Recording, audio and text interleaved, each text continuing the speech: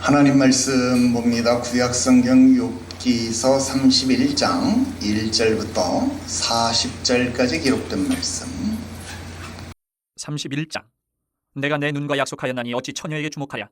그리하면 위에 계신 하나님께서 내리시는 분깃이 무엇이겠으며 높은 곳에 전능자께서 주시는 기업이 무엇이겠느냐.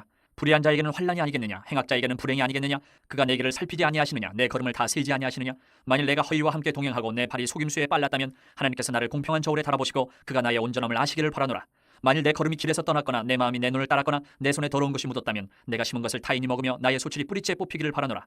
만일 내 마음이 여인에게 유혹되어 이웃의 문을 엿보아 문에서 숨어 기다렸다면 내 아내가 타인의 맷돌을 돌리며 타인과 더불어 동침하기를 바라노라. 그것은 참으로 음란한 일이니 재판에 회부할 죄악이요 멸망하도록 사르는 불이니 나의 모든 소출을 뿌리째 뽑기를 바라노라. 만일 남종이나 여종이 나와 더불어 쟁론할 때에 내가 그의 권리를 저버렸다면 하나님이 일어나실 때에 내가 어떻게 하겠느냐. 하나님이 심판하실 때에 내가 무엇이라 대답하겠느냐. 나를 태 속에 만드시니가 그도 만들지 아니하셨느냐. 우리를 뱃 속에 지으시니가 한 분이 아니시냐. 내가 언제 가난한 자의 소원을 막았거나 과부의 눈으로 하여금 실망하게 하였던가. 나만 혼자 내 떡덩이를 먹고 고아에게 그 조각을 먹이지 아니하였던가. 실상은 내가 젊었을 때부터 고아 기르기를 그의 아비처럼 하였으며 내가 어렸을 때부터 과부를 인도하였노라. 만일 내가 사람이 의복이 없이 죽어가는 것이나 가난한 자가 덮을 것이 없는 것을 못 본 채 했다면 만일 나의 양털로 그의 몸을 따뜻하게 입혀서 그의 허리가 나를 위하여 복을 빌게 하지 아니하였다면 만일 나를 도와주는 자가 성문에 있음을 보고 내가 주먹을 들어 고아를 향해 휘둘렀다면 내 팔이 어깨뼈에서 떨어지고 내 팔뼈가 그 자리에서 부스러지기를 바라노라. 나는 하나님의 재앙을 심히 두려워하고 그의 위엄으로 말미암아 그런 일을 할 수 없느니라. 만일 내가 내 소망을 금에다 두고 순금에게 너는 내 의뢰하는 바라 하였다면 만일 재물의 풍부함과 손으로 얻은 것이 많음으로 기뻐하였다면 만일 해가 빛남과 달이 밝게 뜬 것을 보고 내 마음이 슬며시 유혹되어 내 손에 입맞추었다면 그것도 재판에 회부할 죄악이니 내가 그리하였으면 위에 계신 하나님을 속이는 것이리라.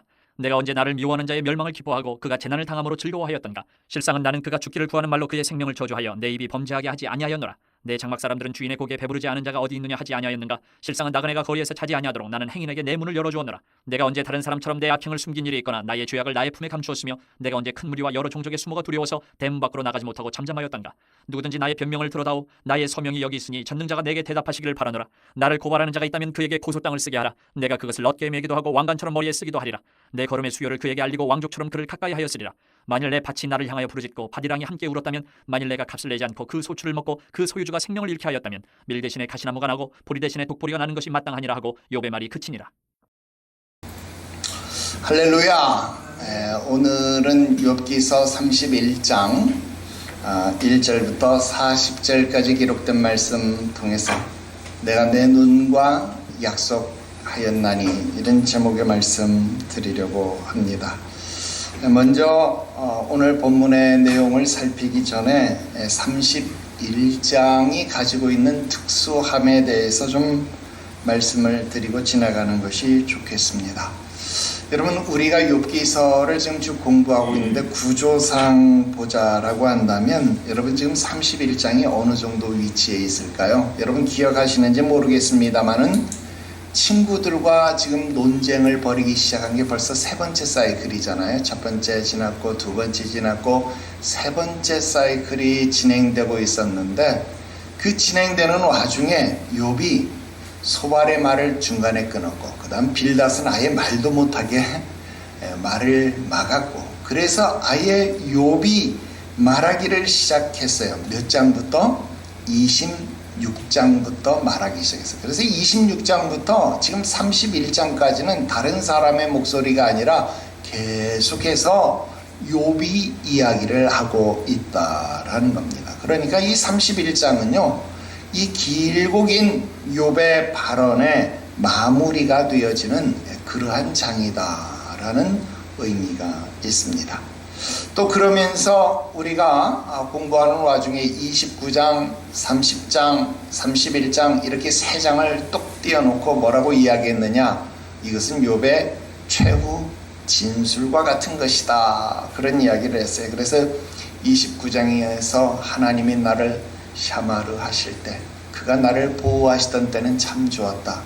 그러나 30장에서 그러나 지금은 그러나 이제는 내가 조롱을 받고 멸시를 받고 이렇게 버림바가 되었구나 한탄하는 장면이 30장에 나왔습니다.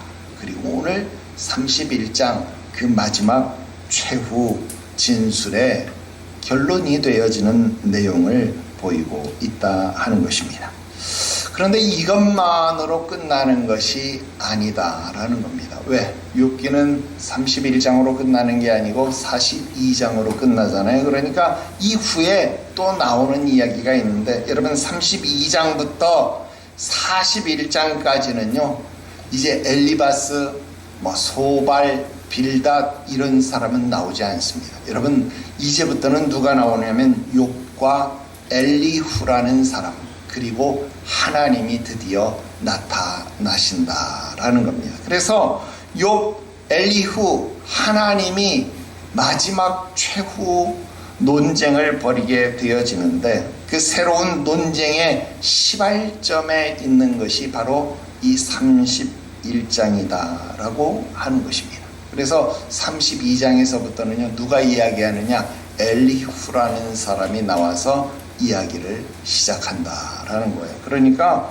지금 31장은 이런 위치를 가지고 있구나 하는 것을 여러분 구조상으로 잠깐 머릿속에 담아놓고 공부를 하시면 이해가 더 쉽겠다 하는 말씀을 드린 것입니다. 자, 이제 우리는 욥의 최후 진술의 마지막 부분을 보게 됩니다. 29장에서 욥이 말했던 그때가 언제입니까? 하나님이 나를 샤마르 하시던 때, 하나님이 나를 지켜보시던 그때, 하나님이 나를 보호하시던 그때입니다. 그리고 30장에서 말하는 지금은 어떤 상황인가요? 여러분 지금은 젊은이들의 조롱을 받고, 여러분 좀 과장해서 타조와 늑대가 와가지고요, 이리가 와가지고 야 욥 나하고 친구하자, 여러분 이렇게 말할 정도로 그 삶이 처참해진, 정말 인생의 나락으로 떨어져 버린 그런 모습을 이야기한다는 거예요. 그렇다고 한다면 여러분 29장과 30장은요 하늘과 땅만큼이나 비교할 수 없을 정도의 간극을 보여준다라는 겁니다. 그렇습니다. 여러분 우리의 인생이, 물론 사람들이 다 사인 코사인 곡선을 긋는 것, 인생에 오르막 내리막이 있는 것을 우리가 다 알고 있지만요, 그 최고점과 그 최저점은 그 차이가 너무나도 극심하다라는 겁니다. 하나님이 여러분들을 보호하시던 때, 하나님이 여러분들을 지키시던 때와 여러분들이 하나님의 은혜를 받지 못하는 상황의 모습은 어떤 삶이었는가를 한번 돌이킬 수 있기를 바랍니다. 자, 이런 상황 속에서 지금 욥은요 마지막 결단을 하게 됩니다. 어떤 결단? 야, 이대로는 안 되겠구나. 내가 반드시 그분 앞에 서서 이 일의 결론을 맺어야만 하겠다. 여러분 이런 마지막 결연한 의지를 불태우고 있다는 것, 그게 바로 31장입니다. 그래서 욥은 자신의 무죄함을 맹세의 형태로 주장하고 있다 하는 겁니다. 이제 그 내용을 살펴봐야 합니다. 그런데요, 오늘은 조금 다른 접근을 하려고 합니다. 여러분 일단 내용을 보면요, 1절부터 40절까지 욥은요 정말 자기 자신의 삶에 대해서 자신감이 넘치는 인물인가 봅니다.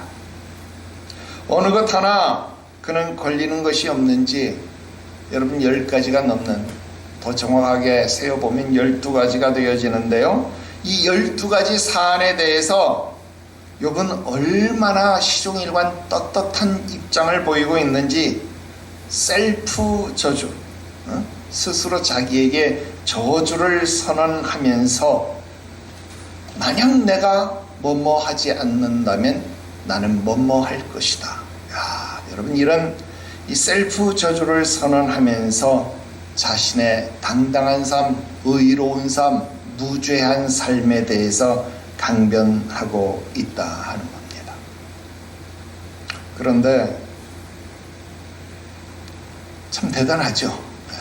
대단한데 아마도 오늘날 이 본문을 대하는 대다수의 그리스도인, 아니 모든 그리스도인이 그럴 것이다. 모든 그리스도인이 마음 한켠이 좀 어딘가 모르는 답답함, 어딘가 모르는 그런 한탄이 나올 수 있다는 겁니다. 왜? 야, 욥이 저렇게까지 당당하게 살았는데, 저렇게까지 거리낌이 없이 살았는데, 그런데 결국 욥도 그 고난을 피하지 못한 것 아니냐? 그렇다면 지금 이 욥이 말하는 10가지, 12가지 죄악 중에 야, 나의 것을 한번 대입해 보면 나는 그 중에 하나도 내세울 만한 것이 없는데, 그럼 나처럼 죄 많은 사람이라면 언감생심 하나님의 은혜를 받을 길이 없겠구나. 나는 이 고난을 피할 길이 없겠구나. 여러분, 이 본문을 읽으면서 많은 그리스도인들은 그런 답답함을 느낄 것이다라는 거예요. 왜? 욥은 당당해서 저렇게 이야기할 수 있는데 나는 당당하지 못하기 때문에 괴롭다는 거예요. 자, 그렇다면 성경이 우리들에게 이 본문을 기록한 이유가 무엇일까? 오늘 우리가 이 본문을 공부해야 하는 이유가 무엇일까? 여러분, 성경이 우리들에게 욥의 이런 자랑을 들으라고 이 말씀을 우리에게 들려주는 것일까요? 여러분, 성경이 우리들에게 욥을 바라보면서 너는 그렇지 못한 인간이야, 너는 안 돼, 여러분, 이런 자괴감, 스스로의 포기를 말할 수밖에 없는 그런 상황을 깨닫게 해주려고 이 본문을 우리들에게 보여주는 것이냐 하는 것입니다. 그것도 아니면 늘 그랬듯이 성경은 우리들에게 윤리적이고 도덕적인 기준을 제시하는 것이니까 우리 보고 착하게 똑바로 살라 그러는 것도 아니겠어? 뭐 종교의 기능이 뭐 다 그런 것이지 뭐. 착하게 살라, 똑바로 살라, 그런 교훈을 주려고 우리들에게 이 말씀 주는 거겠지 뭐. 여러분, 성경이 정말 그런 마음으로 오늘 여러분들에게 이 말씀을 주는 것이겠느냐 하는 것입니다. 여러분, 그렇지 않습니다. 성경에 우리에게 밝히고 있는 중요한 사실이 있습니다. 영생은 유일하신 하나님, 그리고 그의 보내신 자 예수 그리스도를 온전히 아는 것이다, 그렇게 이야기를 하는 거예요. 여러분, 그것을 위해서 성경은 우리에게 주어진 것이고, 그 영생을 위해서, 그 구원을 위하여 우리에게 주어진 것이다 라는 것입니다. 그래서 오늘은 평상시와는 조금 다른 접근을 해야 하겠다 하는 것입니다. 그럼 어떤 접근을 할 것이냐? 유사한 본문을 통해서 오늘 말씀이 우리들에게 주는 교훈을 살펴보겠다 하는 것입니다. 예를 들어 보겠습니다. 일부 신학자들이요, 종교사적인 연구를 통해서 이 욥기서 31장의 기록과 여러분, 이집트의 종교 문헌인 사자의 서, 그러니까 죽은 자의 책, 죽은 자를 위한 안내서, 뭐 이런 내용의 책이 있습니다. 그런데 그 책이 뭐 여러 장으로 구성되어 있는데 그 중에 125장에 기록되어진 내용이 지금 욥기서 31장하고 굉장히 흡사하다는 거예요. 제가 한번 읽어드려 볼게요. 이건 성경이 아니고 사자의 서에 기록되어진 내용입니다. 보소서, 당신의 이름은 정의의 신이니 제가 여기 왔나이다. 저는 당신에게 진실만을 말하며 거짓을 버리겠습니다. 나는 다른 사람에게 나쁜 짓을 하지 않았습니다. 나는 가축을 괴롭히지 않았습니다. 나는 신의 이름을 더럽히지 않았습니다. 나는 신들의 금기를 깨지 않았습니다. 나는 다른 사람들을 울리지 않았습니다. 나는 사람을 죽이지 않았습니다. 나는 사람을 죽이라고 명령하지 않았습니다. 뭐 대충 이런 내용들이 쭉 이어져요. 어때요? 오늘 우리가 읽었던 이 욥기서 31장하고 좀 말하는 내용, 말하는 투가 비슷한 것처럼 보이지 않습니까?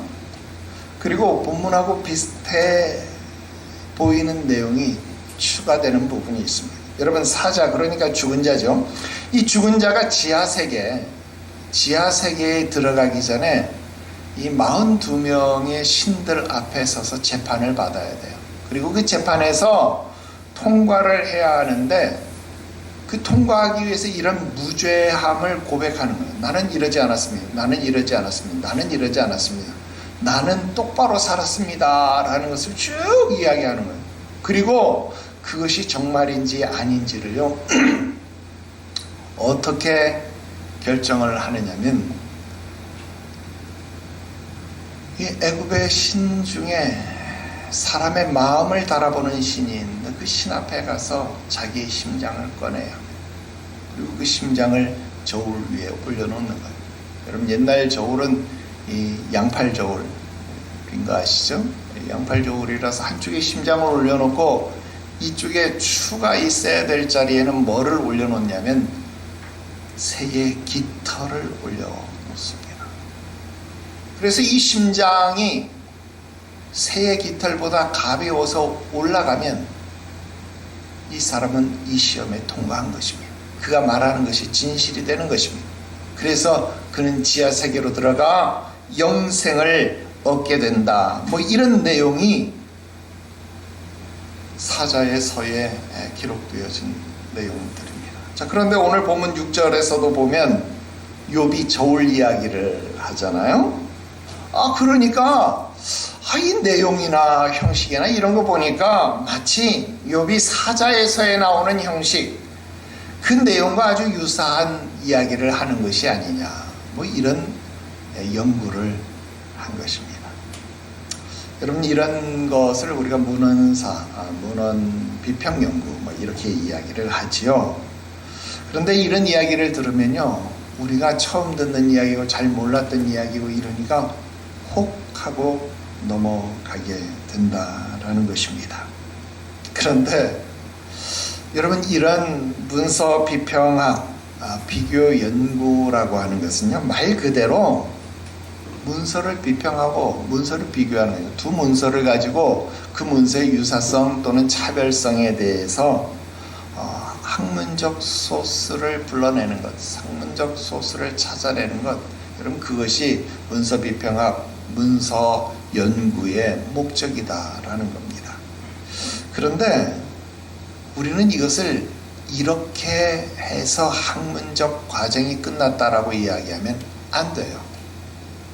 왜냐하면 여러분, 이러한 것은 문서 비평학의 한 학문에서 끝나야 되는 내용이 아니라 범학문적 테두리, 그러니까 모든 학문을 아우르는 과정 속에서 이해되고 해석되어야 할 필요가 있다 하는 겁니다. 예를 한번 드려볼게요. 여러분, 우리 십계명, 성경 출애굽기에 나오는 십계명 알지요? 그 다음 여러분, 함무라비 법전, 여러분 옛날에 다 배웠잖아요. 세계사 시간에, 또 국사 시간에. 함무라비 법전. 그 다음 우리나라 고구려의 8조의 금법, 고조선 8조의 금법.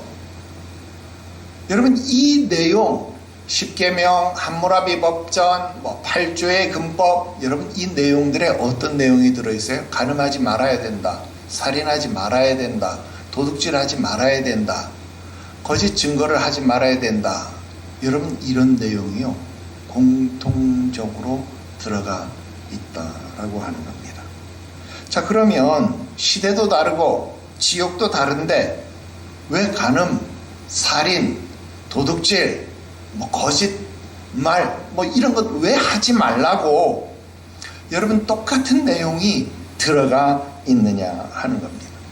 여러분, 똑같은 내용이 들어가 있으니까 이 세 법전이 어느 하나의 제일 예를 들면 앞선 기록의 법전에서 모방해서 따온 겁니까? 그것을 보고 배운 겁니까? 여러분, 그렇게 볼 수 있는 것은 문서학적 비교를 통한 연구의 결과죠. 그러나 여러분, 우리는 이것을 조금 다르게 봐야 되는 거예요. 어떻게? 인류학적인 관점에서, 사회학적인 관점에서, 문화학적인 관점에서 본다라고 한다면 여러분, 이것은 전혀 다른 이야기가 됩니다. 왜? 여러분, 동양에 사는 사람이건 서양에 사는 사람이건 옛날 사는 사람이건 지금 사는 사람이건 여러분, 간음하면 안 된다 몰라요? 살인하면 안 된다 몰라요? 도둑질하면 안 된다 몰라요? 다 안다라는 거예요. 누가 누구의 것을 보고 베끼고 영향을 받은 것이 아니라 여러분, 이건 인류학적으로, 사회학적으로, 문화학적으로 보편타당한 인간의 가치체계 안에서 해석되어질 수 있는 요소라고 말할 수 있다라는 겁니다. 그러니까 여러분, 이것은 누가 누구를 따라한 것이 아니라, 그죠? 누구에게나 마땅히 있어야 할 내용이다라고 말할 수 있다 하는 겁니다. 자, 마찬가지죠. 욥기서와 이집트의 사자에서 내용이 비슷하다, 형식이 비슷하다. 그러니까 여러분, 고대 근동 사람들 이렇게 했어요. 그런데 여러분, 이게 고대 근동 사람만 이럽니까? 여러분들은 이렇게 안 해요? 여러분, 어렸을 때 친구들하고 내기 많이 하잖아요. 그때 뭐라 그래요? 야, 이거 진짜야, 진짜. 만약 아니면 나 벼락 맞아 죽을 거야. 여러분, 이런 말 합니까, 안 합니까? 한다, 이 말입니다. 모든 사람이 자신의 결백 또는 자신의 주장이 진실임을 주장하기 위한 최후적 방법은 무엇을 쓰는 거예요? 맹세를 쓴다, 이 말이에요. 야, 이거 아니면 나 죽어도 좋아. 야, 이거 아니면 너 나 100대 때려. 어릴 때 우리 이런 거 많이 했잖아요. 그죠? 여러분, 이와 같은 논리는요, 사람이라고 한다면 누구나가 갖게 되어지는 그러한 방법일 수 있겠다라고 하는 겁니다. 자, 그래서 여러분, 내가 오늘 여러분들에게 유사한 본문에서 접근 방법을 찾겠다라고 이야기를 하니까 이렇게 다른 문화, 다른 종교, 다른 내용의 내용을 비교해서 오늘 31장의 내용을 보겠다, 그 말 아닙니다. 여러분, 유사 본문이라고 하는 것은 우리 성경에 기록되어진, 여러분, 우리 성경 속에서 이런 비슷한 구조나 내용을 가지고 있는 본문의 말씀들을 살펴보자라고 하는 겁니다. 자, 오늘은 서론이 조금 길지요. 서론은 길고 내용은 짧은 세 가지. 그래서 동일한 시간에 맞출 거니까 염려하지 마세요. 먼저 시편 15편에 기록된 말씀을 한번 살펴보면 좋을 것 같습니다. 여호와여, 주의 장막에 머무를 자 누구오며 주의 성산에 사는 자 누구오니까?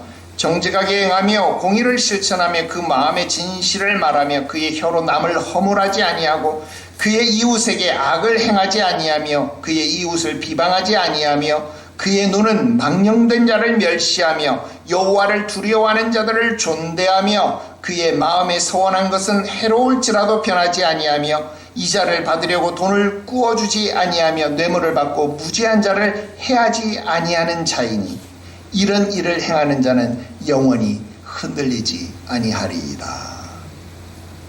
여러분, 어때요? 시편 15편에 기록되어진 내용도 보니까 물론 맹세나 이런 내용은 없지만 정직하게 살아야 된다, 바른 삶을 살아야 된다라고 하는 것 이야기를 하고 있죠. 누가? 하나님 앞에 서는 자, 주의 성산에 오를 자, 주의 장막에 거할 자는 그런 삶을 사는 사람이어야 합니다 라고 밝히고 있다라고 하는 겁니다. 여러분, 이 시편 15편은요 다윗이 지은 시입니다. 여러분, 이 시의 내용이 바로 오늘 말씀과 유사하다라는 거예요. 여러분, 이런 시를 우리는 문답체의 시다 그렇게 이야기를 하고, 이런 시를 가리켜서 성전에 올라가는 노래 또는 성전 출입시 이렇게 이야기를 해요. 그래서 이 1절 주의 성산에 거할 자 누굽니까? 주의 장막에 거할 자 누굽니까? 라고 하는 말을 성전 문지기 또는 그 문지기가 제사장일 경우 제사장이 이렇게 외치는 거예요. 그러면 예루살렘 성전으로 올라와서 하나님 앞에 예배하러 들어오는 자들이 이 문지기의 말, 제사장의 말을 들었을 때, 하나님의 성산에 올라갈 자, 주의 장막에 거할 자는 이런 사람이라야 합니다 라고 대답한다라는 거예요. 그리고 그 대답이 통과되면 성전에 들어갈 수 없다라는 겁니다. 또는 그 반대로 이 밑에서 성전에 올라가려고 하는 사람이 문지기를 향하여서 묻는 겁니다. 주의 장막에 거할 자, 주의 성산에 거할 자가 누굽니까? 라고 물으면 제사장이 그 사람들에게 말씀을 가르치는 거예요. 주의 장막에 거할 자, 주의 산에 오를 자는 이런 일을 행하는 자라야 주의 장막에 거할 수 있다라고 가르쳐 주는 거예요. 그래서 이런 걸 성전에 올라가는 노래 또는 성전 출입시 이렇게 이야기를 한다 하는 겁니다. 자, 그런데 아주 비슷한 내용이 시편 15편에만 있는 것이 아니라 시편 24편에도 있습니다. 자, 24편에도 보니까 여호와의 산에 오를 자가 누구며 그의 거룩한 곳에 설 자가 누구인가? 곧 손이 깨끗하며 마음이 청결하며 뜻을 허탄한 데 두지 아니하며 거짓 맹세하지 아니하는 자로다. 그는 여호와께 복을 받고 구원의 하나님께 의를 얻으리니 이는 여호와를 찾는 족속이요 야곱의 하나님의 얼굴을 구하는 자로다. 문들아 너희 머리를 들지어다. 영원한 문들아 들릴지어다. 영광의 왕이 들어가시리로다. 영광의 왕이 누구시냐? 강하고 능한 여호와시요 전쟁에 능한 여호와시로다. 문들아 너희 머리를 들지어다. 영원한 문들아 들릴지어다. 영광의 왕이 들어가시리로다. 영광의 왕이 누구시냐? 만군의 여호와께서 곧 영광의 왕이시로다. 아멘. 여러분, 이게 시편 24편의 내용입니다. 자, 똑같은 내용이니까 뭐 굳이 제가 또 설명하지 않아도 되죠. 같은 내용입니다. 마지막 시편 26편 12절부터 15절까지 말씀입니다. 이 말씀 여러분 나중에 한번 찾아서 읽어보세요. 셋째 해 곧 11조를 드리는 해에 내 소산 11조 내기를 마친 후에 그것을 레위인과 객과 고아와 과부에게 주어 내 성읍 안에서 먹고 배부르게 하라. 그리 할 때에 내 하나님 여호와 앞에 아뢰기를 내가 성물을 내 집에서 내어 내 레위인과 객과 고아와 과부에게 주기를 주께서 내게 명령하신 대로 명령대로 하였사오니 내가 주의 명령을 범하지도 아니하였고 잊지도 아니하였나이다. 내가 애곡하는 날에 이 성물을 먹지 아니하였고 부정한 몸으로 이를 떼어두지 아니하였고 죽은 자를 위하여 이를 쓰지 아니하였고 내 하나님 여호와의 말씀을 청종하여 주께서 내게 명령하신 대로 다 행하였사오니 원하건대 주의 거룩한 처소 하늘에서 보시고 주의 백성 이스라엘에게 복을 주시며 우리 조상에게 맹세하여 주신 적과 꿀이 흐르는 땅에 복을 내리소서 할지니라. 여러분, 이런 내용이 신명기 말씀에 기록되어져 있습니다. 여러분, 이 말씀도 유사하다라는 겁니다. 어쩌면 이런 모든 내용이 지금 이 욥기서 31장의 40절까지 기록되어진 내용을 압축적으로 표현한 것이다 라는 이야기를 할 수 있겠습니다. 자, 이렇게 성경에서 오늘 본문과 유사한 내용과 형식이 곳곳에 아주 적잖게 나타나고 있다라는 겁니다. 자, 그러면 여러분 혹시 눈치채셨나요?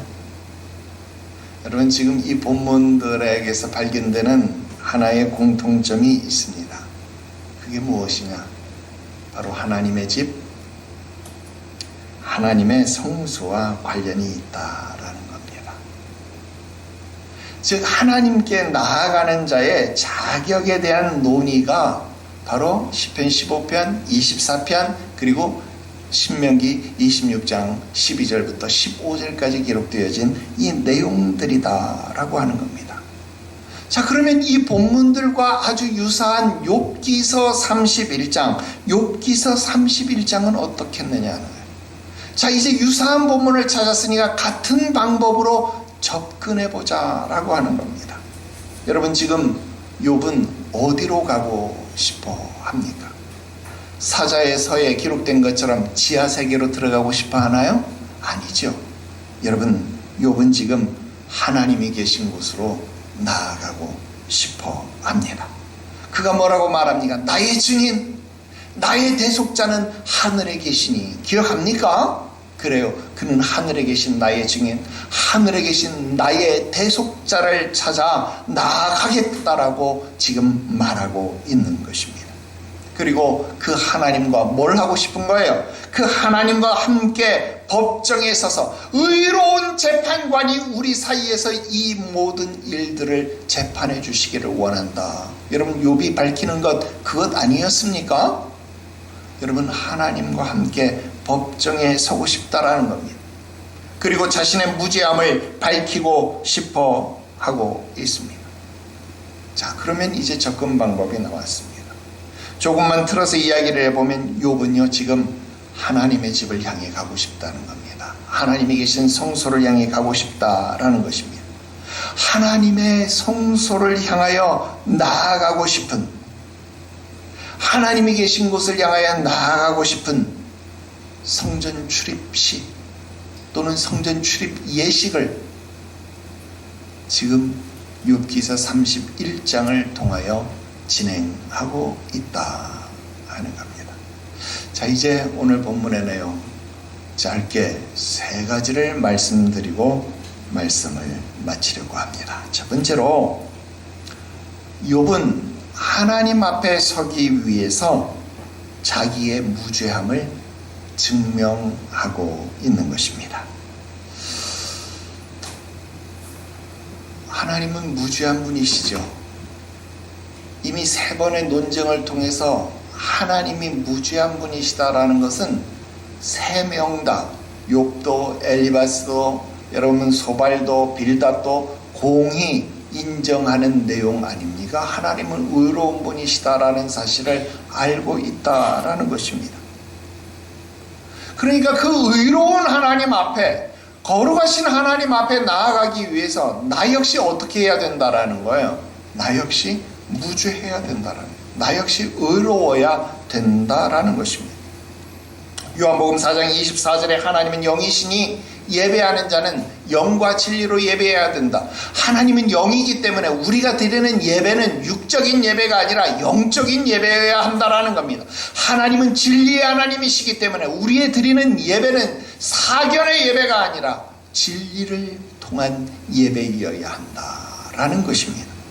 여러분, 마찬가지로 지금 이게 구약 성경 아닙니까? 욥기서가. 그러니까 구약의 개념으로 본다면 지금 욥은 어디로 나아가는 거예요? 하나님이 계신 성소를 향하여 나아가고 있다는 거예요. 성소로 나아가고 싶다라는 겁니다.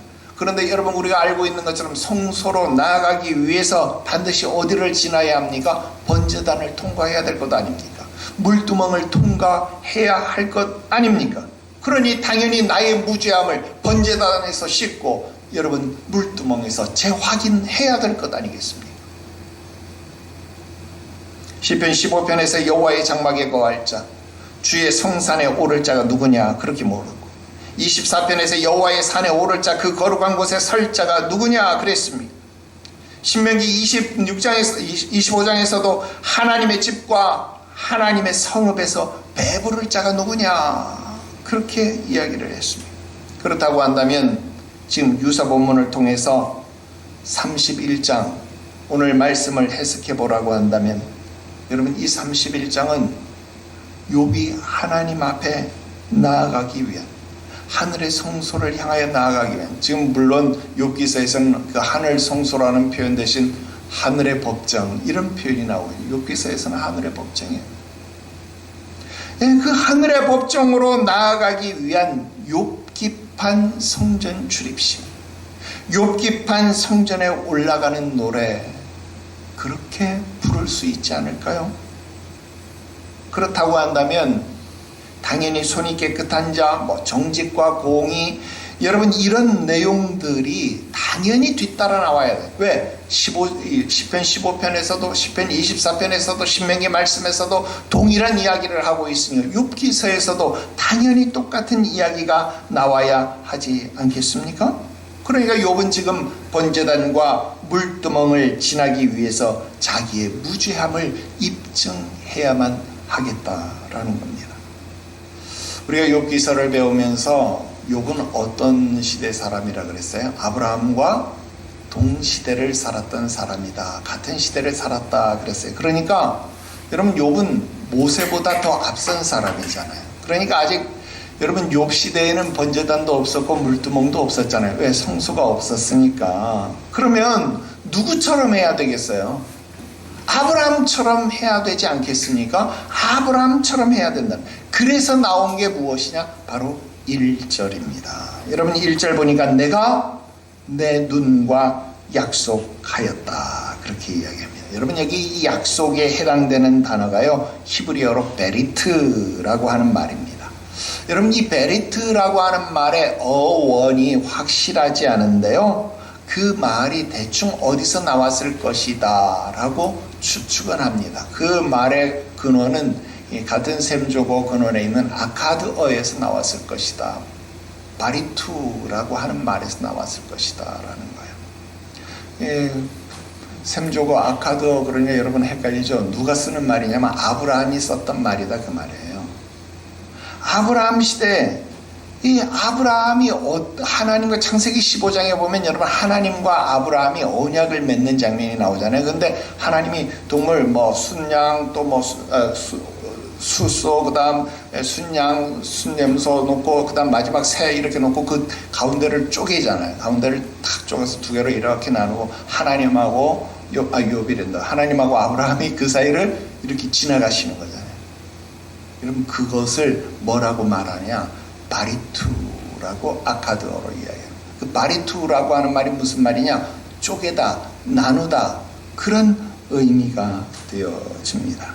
그래서 이 창세기 15장에 비루투에 미안합니다. 바리투래. 비루투. 그래서 창세기 15장에 보면요. 이 쪼개는 언약 의식. 내가 너와 이 언약을 세우겠다 할 때 그 언약이라는 말에 바타르, 이 바르투에서 온 말, 비트루에서 온 말을 썼다는 바타르 이런 말을 사용해요. 그 바타르에서 또 온 게 베리트라고 지금 보는 내용입니다. 자, 그렇다고 한다면 욥은요 누구처럼? 아브라함처럼 하고 있네요. 아브라함처럼 쪼개는 제사의식을 통해서 하나님을 만나려고 하는 거예요. 하나님을. 그런데 여러분 아브라함은 다행히 하나님이 그 앞에 나타나셔서 야 아브라함 저기 소 잡아라, 염소 잡아라, 양 잡아라. 새는 너무 작으니까 쪼개지 않았다. 그런데 어쨌든 그 사이로 하나님과 아브라함이 동시에 지나가잖아요. 그런데 문제는 무엇입니까? 욥에게는 지금 하나님이 나타나지 않습니다. 앞으로 가도 뒤로 가도 왼쪽 오른쪽 그 어디를 보아도 하나님이 계시지 않고 하나님이 보이지 않습니다. 그러니까 하나님이 안 계시는데 무엇을 어떤 재물을 갖다 놓고 쪼개서 하나님과 더불어 이 바리투를 맺을 거냐 이 말이에요. 그러니까 여러분 욥은 어떻게 하는 거예요? 자기 자신을 쪼개는 겁니다. 셀프로 나를 저주하는 겁니다. 나를 저주하면서 나를 쪼개면서까지 그래서 내가 내 눈과 언약을 맺었다. 지금 그런 이야기를 하는 거예요.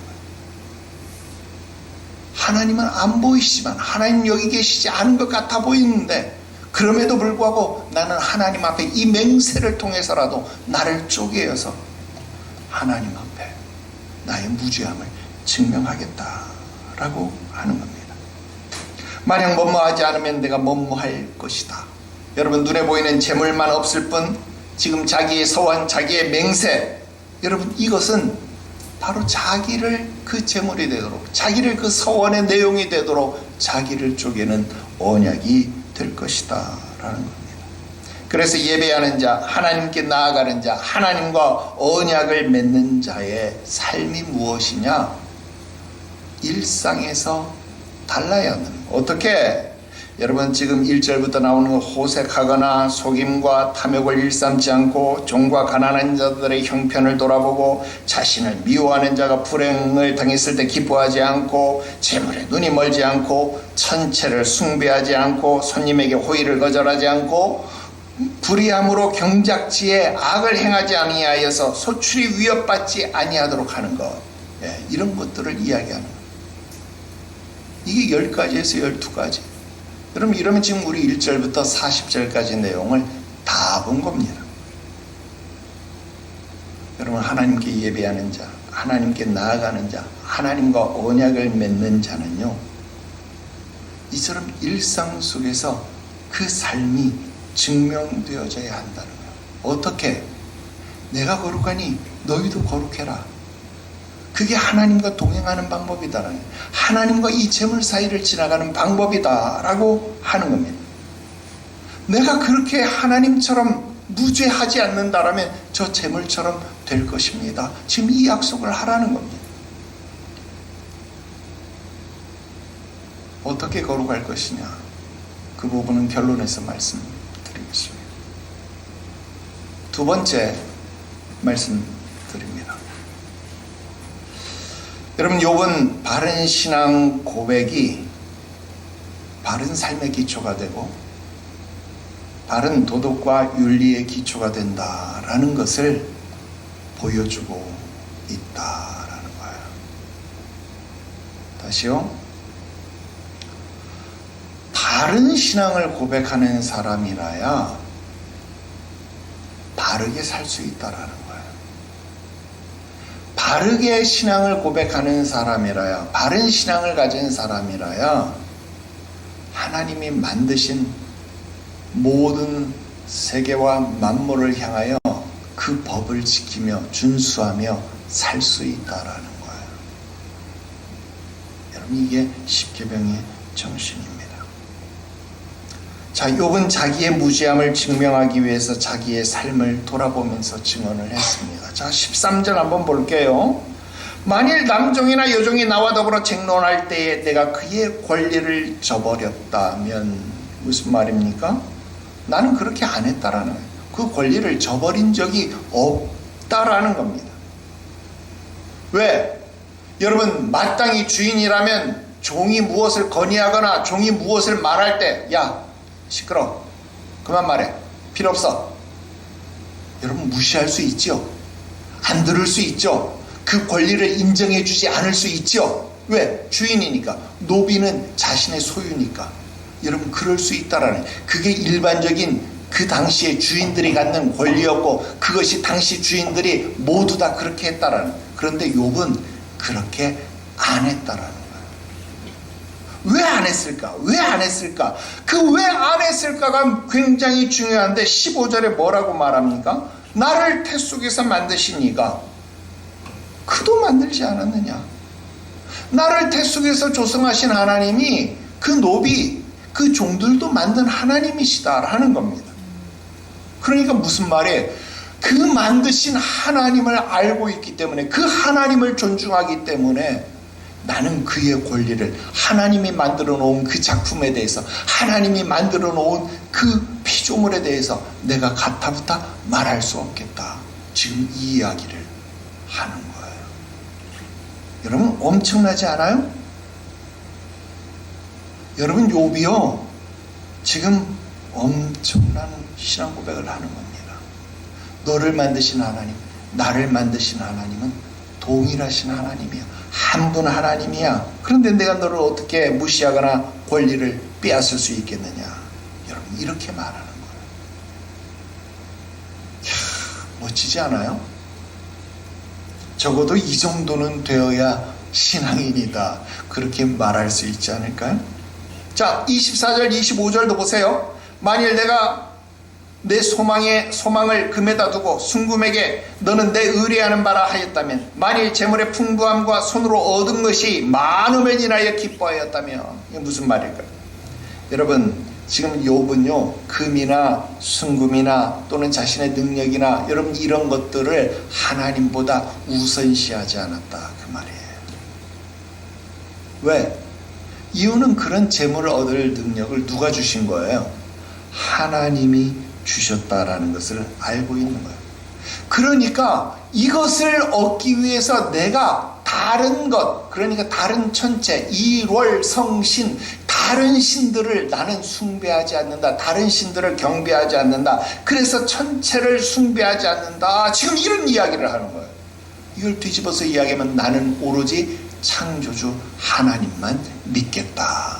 여러분, 이런 신앙을 지금 욥은 고백하고 있다, 그 말입니다. 여러분, 이런 신앙 고백을 하는 사람이기 때문에 천하의 모든 것을 나에게 준다고 할지라도 나는 그에게 경배하지 않는다. 이거 누가 한 말이에요? 예수님 한 말 아닙니까? 야, 너 나 앞에 한 번만 절해라. 그럼 내가 이 천하만국을 너에게 주마. 예수님은 다만 주 너희 하나님을 경배하라 하였다. 그런데 내가 어떻게 너 앞에 절을 하냐? 사단아, 물러가라.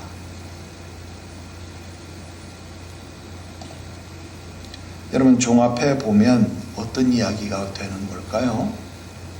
바른 신앙을 가진 사람이라야 그 삶도 바르다라는 겁니다.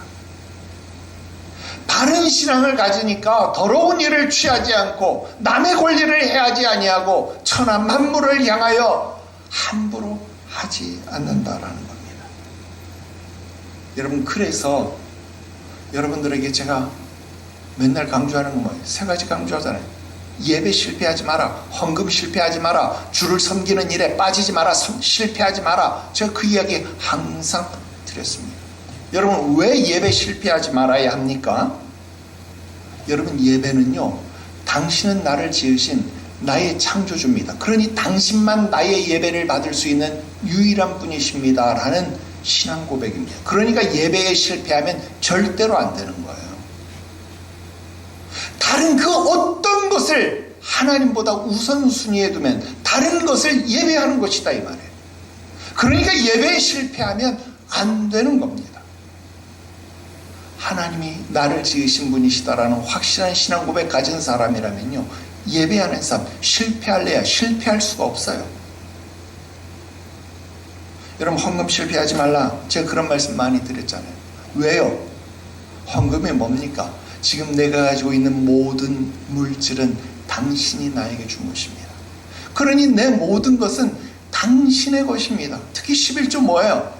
비록 내가 지금 10분의 1을 하나님 앞에 드리는 것이지만 이것은 여러분 모든 것을 대표해서 드리는 것 아니고 나의 모든 것은 당신에게로부터 왔으니 당신의 것입니다 라고 하는 신앙 고백입니다. 그러니까 여러분, 물질 드리는 일에, 헌금 드리는 일에 실패하면 안 돼요. 특히 11주 신앙에 여러분 실패하면 절대로 안 된다 이 말입니다.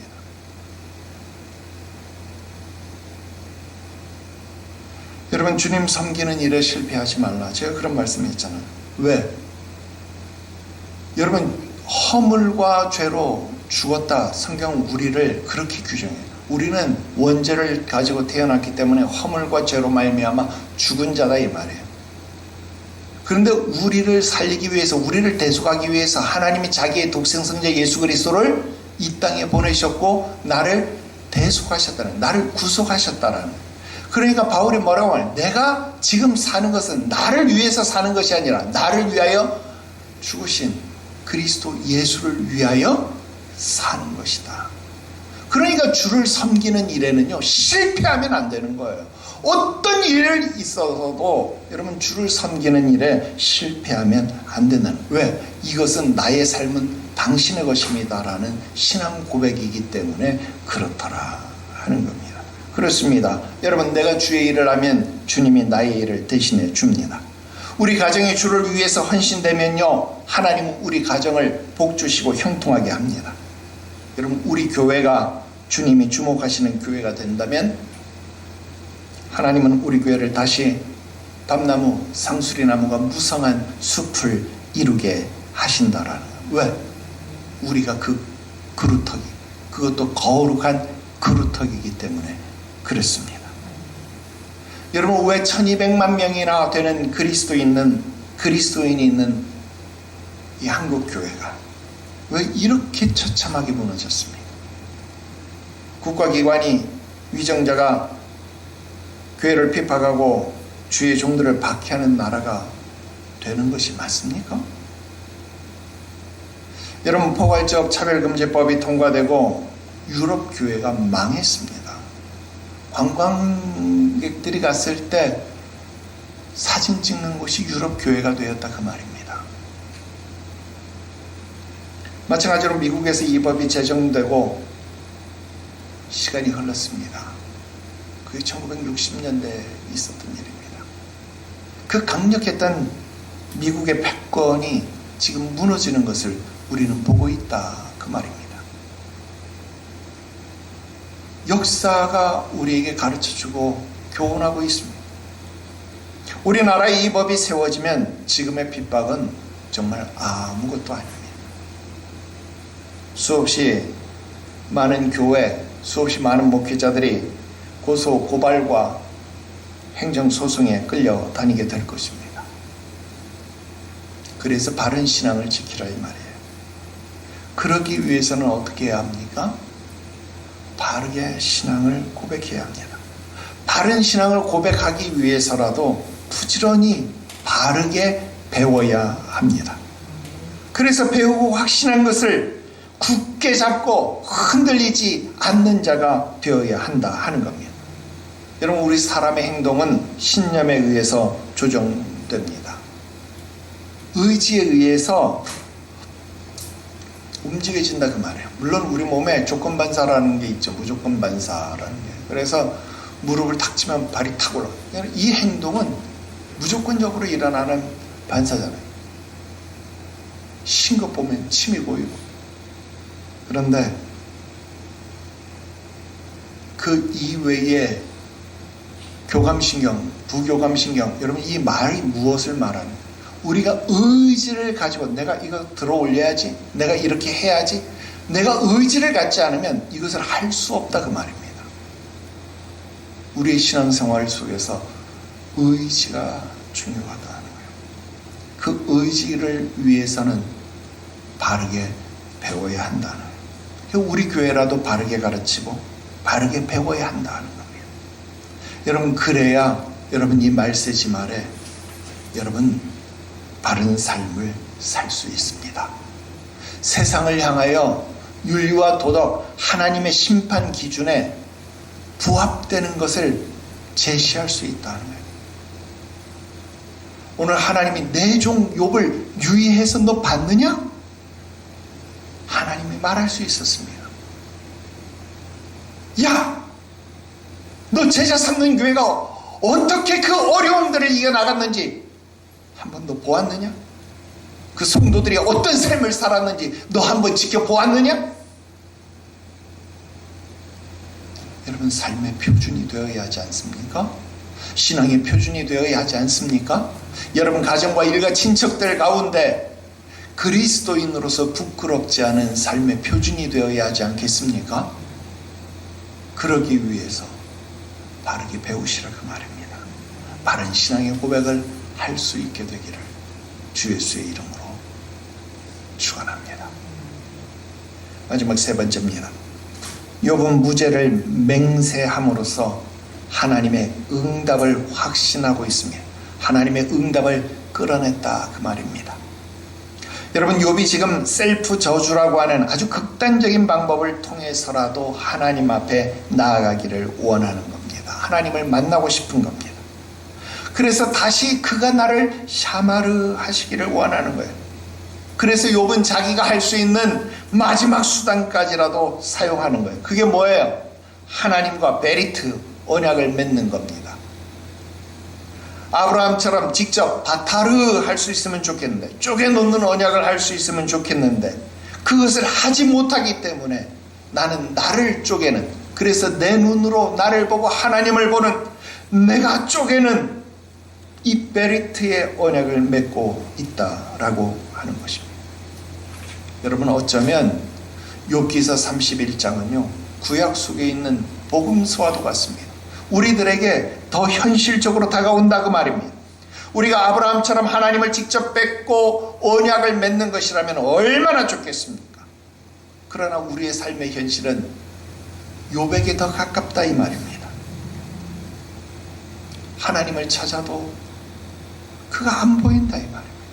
저기 계시는 것 같은데, 저기서 일하시는 것 같은데, 내가 가도 그를 배울 수 없고, 그에 대해서 내가 귀로는 들어서 그가 어떤 분이시라는 것은 너무나도 잘 알고 있는데, 인과 응보의 법칙이 지켜지고 이루어진다라는 것을 내가 알고는 있는데, 그 하나님을 내가 직접 만날 수 없다라는 겁니다. 그래서 욥은 지금 하나님께 거룩한 맹세를 하고 있는 겁니다. 내가 보고, 내가 말하고, 내가 생각하고, 내가 행동하는 것이 거짓일 경우 내가 맹세한 대로 그런 저주가 나에게 닥쳐도 좋다라는 겁니다. 여러분 이게 무슨 뜻일까요? 욥은 그만큼 자기 삶에 자신이 있었다 그 말입니다. 또 하나님이 이렇게까지 나오면 하나님이 응답 안 하시면 안 된다라는 것을 욥이 한 거예요. 왜? 지금 하나님이 만약에 내가 이렇게 해서 안 하면 나 앞에 저주 임해도 좋아. 야 이건 내 거짓말이면 너 나 100대 때려 이랬잖아요. 그런데 그래 확인 안 하면 어떻게 되는 거예요? 그 말이 진짜라고 내가 동조하는 게 되잖아요. 지금 하나님은 응답을 해도 욥 앞에 나타나야 되고 응답을 안 해도 욥의 의로움을 인정해 주는 꼴이 되는 거예요. 그러니까 하나님은 어떻게 돼요?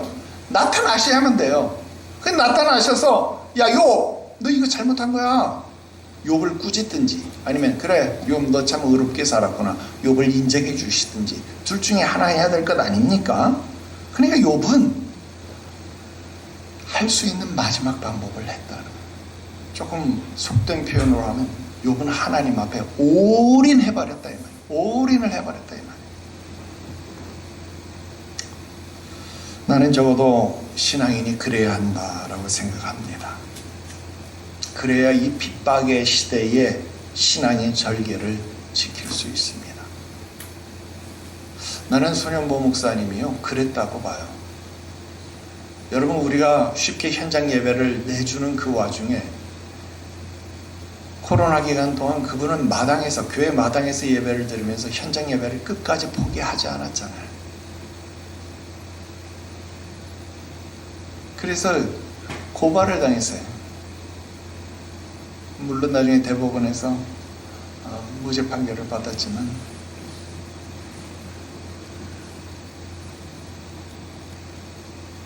여러분 이래야 신앙의 절개를 지킬 수 있습니다. 그리고 필요하다면 순교자도 나올 수 있는 겁니다. 바로 이런 확고한 신앙만이 욥이 당한 고난을 이기게 하고 하나님을 경험하게 하는 것입니다. 이제 결론을 맺습니다. 끝났어요. 여러분 31장에서 욥은요 자기의 무죄함을 주장하기 위해서 맹세라고 하는 형태를 사용했습니다. 즉 내가 만약 뭐뭐 한다면 나에게 이런 일이 닥칠 것이다. 여러분 일종의 셀프 저주문을 선포했다는 거예요. 여러분 우리가 이런 레토릭 이런 수사적 표현을 쓰자 여러분 그거 아닙니다. 우리가 하나님을 협박하자 여러분 그것 아닙니다. 왜냐하면 여러분 이거 우리가 일상생활에서 많이 해봤잖아요. 공허한 공수표일 수도 있고 뻥을 날리는 것일 수도 있습니다. 하지만 문제는 여기서부터입니다. 여러분 우리가 대소요리문답을 공부할 때 대요리문답 소요리문답을 둘 다 공부했는데 거기서 공부할 때 둘 다 10계명 편이 나왔어요. 근데 그 10계명을 공부할 때 우리가 지금과 똑같은 상황을 마주했다는 거예요. 여러분 오늘 본문을 읽을 때 여러분 마음은 어떠하셨나요? 수긍이 가기보다 나는 안 되겠구나. 나는 여기 기록된 맹세문에서 하나도 지킬 수 있는 것이 없구나. 그걸 느끼지 않았습니까? 더 정확하게 말하면 이미 이 모든 맹세문에 기록된 내용 여러분 다 어기면서 살았잖아요. 그럼 어떻게 해야 합니까? 이제 우리는 영원히 하나님의 얼굴을 구하지 못해야 되는 겁니까? 아닙니다. 오늘 말씀은요 대소요리문답 시간과 똑같은 말씀으로 결론을 맺어야 합니다. 우리 갈라디아서 3장 24절부터 29절까지 기록된 말씀 같이 읽고 말씀 마치겠습니다. 갈라디아서 3장 24절부터 29절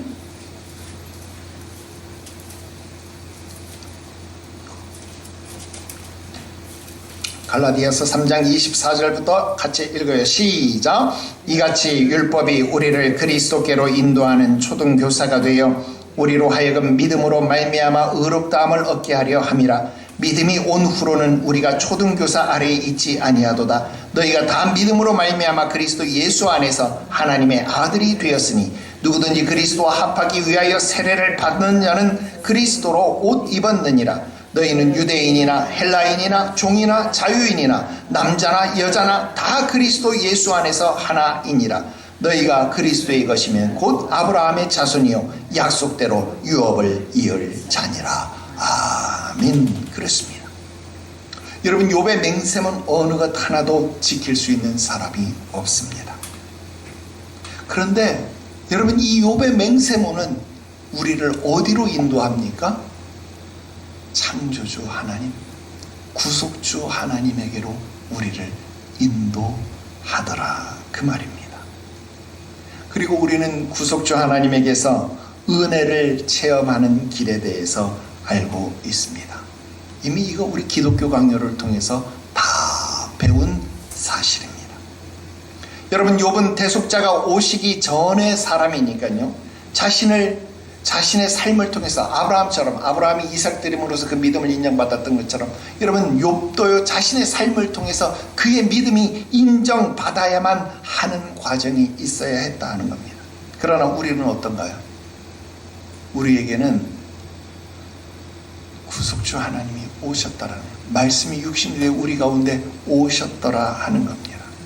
여러분, 우리는 그 율법의 저주 아래 있는 자가 아니라 그 율법의 저주 아래서 속량을 받은 자, 해방을 받은 자가 되어졌다라는 겁니다. 그러므로 나의 공로로는 여러분 이 일을 할 수 없습니다. 그 은혜의 보좌로 나아갈 길이 없습니다. 왜? 우리는 이 맹세문에서, 십계명에서 단 한 가지도 지키지 못하기 때문에 그렇습니다. 그런데 우리는 그 언약을 이루신 구속주 하나님 그리스도 예수를 통하여 그분의 은혜를 의지하여서 그 보좌 앞으로 담대히 나아가게 되었다라는 것입니다. 이제 욥기의 후반부는요 정말로 대단합니다. 여러분, 42장에 가서 여러분들은 직접 눈으로 하나님을 뵙는 역사를 이루시기를 바랍니다. 다시 하나님이 나를 지켜보시는, 하나님이 나를 샤마르 하시는, 그래서 하나님이 나를 보호하시는 그 은혜의 시절을 회복하시고, 여러분 갑절로 회복되는 은혜도 누릴 수 있게 되기를 바랍니다. 욥의 자식들이요 세상에서 이렇게 아리따운 자들이 없다라고 말을 합니다. 오늘 여러분들이 하나님의 은혜 가운데서 누리는 그 모든 일들이 세상 그 어떤 것보다도 존귀하고 아름다운 일들로 자자손손 증명되어지기를 주 예수의 이름으로 축원합니다. 올해에는 하나님의 역사하심이 여러분들 눈앞에 펼쳐질 것입니다. 기도하겠습니다. 거룩하신 하나님 아버지, 오늘 욥의 비장함을 우리로 알게 하시니 감사합니다. 신앙은 결단해야 하는 것임에도 불구하고 우리로 결단하지 못하여 술에 술 탄 것처럼, 물에 물 탄 것처럼 세상과 짝하고 연합하였던 우리의 어리석음을 용서하여 주시옵소서. 이제부터라도 하나님 앞에 나를 쪼개어 드릴 수 있는, 나를 세상과 분리하여 드릴 수 있는 순전함으로 살게 하여 주셔서 욥이 항상 고백했던 것처럼 나의 가는 길을 하나님은 아시지 않습니까? 나에게 불순물이 있습니까? 내가 불무불을 통과하는 한이 있더라도 그 불순물들을 다 제거해 주십시오. 그리고 내가 하나님 앞에 정금처럼 변화되어서 설 수 있게 해 주시옵소서. 오늘 이 고백 우리의 고백으로 받아 주시옵소서. 주의 자녀들 가운데 함께 하시고 저들의 연약함을 친히 담당하신 구주 예수 그리스도의 이름으로 기도드리옵나이다. 아멘.